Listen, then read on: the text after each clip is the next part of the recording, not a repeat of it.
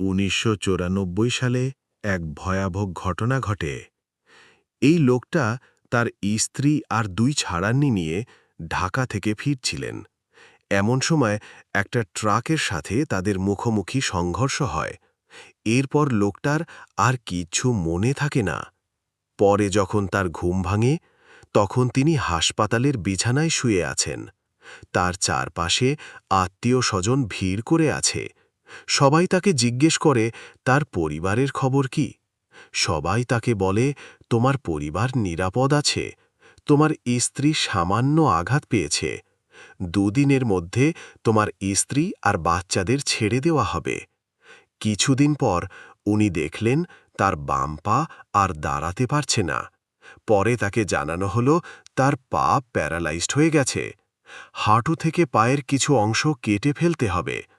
হাসপাতাল থেকে ডিসচার্জ হওয়ার পর তিনি বাসায় যান। তার সাথে তার আত্মীয়-স্বজনরাও যায়। হঠাৎ তিনি দেখেন তাদের পুরো বাড়িটা খালি।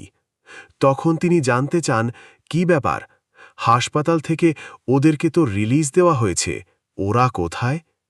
ঠান্ডা মাথায় তাকে বসানো হলো এবং বোঝানো হলো যে ওই দুর্ঘটনায় তার পুরো পরিবার, তিনি ছাড়া। এই খবরটা পেপারেও এসেছিল।